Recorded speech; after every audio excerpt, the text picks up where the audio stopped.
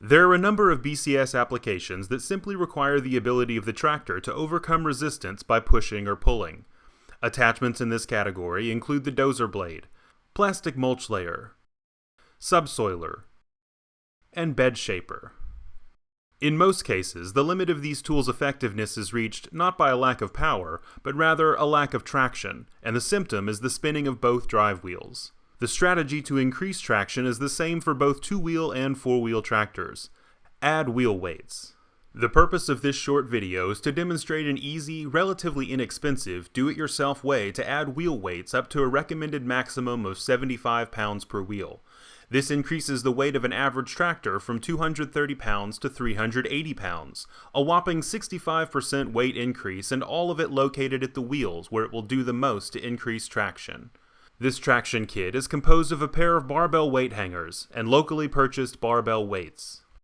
The weight hangers are easy to install. Start by putting your tractor into gear to keep the wheels from turning. Then use a 17mm deep socket with extension and ratchet to remove the 4 wheel nuts and washers.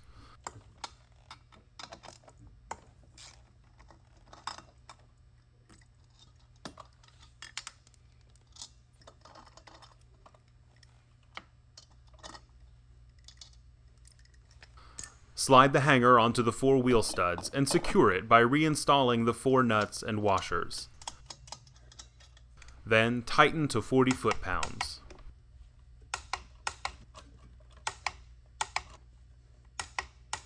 Regarding the purchase of barbell weights, note the diameter of the hanger rod. It is 1 inch and accommodates the standard barbell weights with the same inside diameter.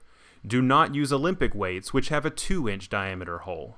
Also, to efficiently utilize the approximately 6.5 inches of rod between the wheel studs on the inside and the drop pin on the outside, use weights with flat sides and of varying outside diameters that can best fit within the wheel hub.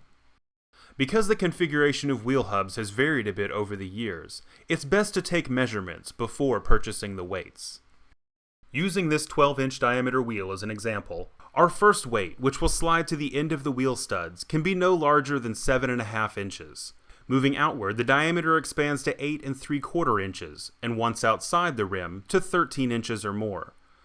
So weight-wise, the 5-pound weight can go first, given its 6.5-inch diameter, then 2 10-pound weights, given their 8 1/4 diameter, and finally, we can add 2 25-pound weights, given their 11.5-inch diameter, to reach our maximum of 75 pounds. After you insert the hitch pin, there remains a gap of about 7/8 of an inch between the last weight and the flat side of the drop pin. Especially if you are traversing slopes, we suggest creating a spacer to minimize the potential sliding of the weights on the rod. To protect the outside thread of the wheel studs, which extend 3/4 of an inch beyond the flange of the hanger, cut a piece of 1-inch diameter PVC pipe long enough to fill this gap, plus the remaining 7/8 of an inch of space on the rod. Slide this onto the hanger before adding the weights. In this case, BCS uses 1.5-inch spacers and 1/8-inch shim washers in other applications, so we're placing the spacer on the inside and the washer outside. Whatever your method, you'll want to utilize the full length of the rod to minimize vibration. If you found this video helpful, don't forget to hit the like button below and subscribe to our channel for more. To contact us about the content of this video, please call 1-800-543-1040 or email info@bcsamerica.com. Thank you.